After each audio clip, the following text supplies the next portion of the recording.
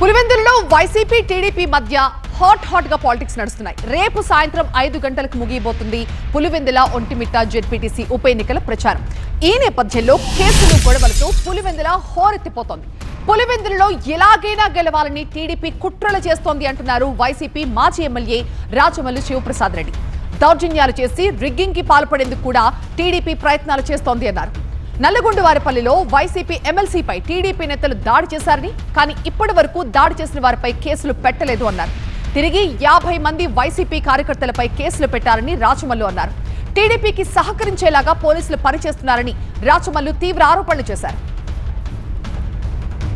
దాడులు జరుగుతూ ఉన్నాయి, హింస జరుగుతూ ఉంది, రక్తపాతం జరుగుతూ ఉంది, తప్పుడు కేసులు నమోదవుతూ ఉన్నాయి, పోలీసులతో నాయకులకు కార్యకర్తలకు బెదిరింపులు ఉన్నాయి, చివరిగా రిగ్గింగులు ఉండబోతాయి. ప్రజలు వేయాల్సిన ఓట్లు ప్రజలు వేయకుండా పోలీసులు, తెలుగుదేశం పార్టీ నాయకులు, కార్యకర్తలు కలిసి వేసుకుండే ప్రయత్నపు ఆలోచన ఉంటుంది.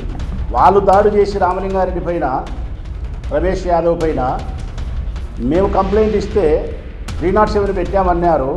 307 ఇప్పుడు చెప్తా ఉన్నా కదా రాష్ట్ర ప్రజలకు, ఈ 2 రోజుల తర్వాత 307 ఉండదు. ఈ 2 రోజులు అరెస్ట్ చేయరు, ఈ 2 రోజుల తర్వాత 307 324 అవుతుంది, స్టేషన్ బెయిల్ ఇస్తారు. విచిత్రం ఏంటంటే మా వాళ్ళ మీద మళ్ళీ ఎదురు కేసు పెట్టినారు, ఎస్సీ ఎస్టీ అట్రాసిటీ 307 అని చెప్పి. ఎన్నికల నాటికి తెలుగుదేశం పార్టీకి లైన్ క్లియర్ చేయాలా పోలీస్. ఎవరెవరైతే వైఎస్ఆర్ కాంగ్రెస్ పార్టీకి ప్రధానంగా నాయకత్వం కార్యకర్తలు ఉన్నారో వాళ్ళందరినీ బియ్యంలో రాళ్ళు ఏరపంచినట్టు ఏరపంచి స్టేషన్లో పెట్టాలా.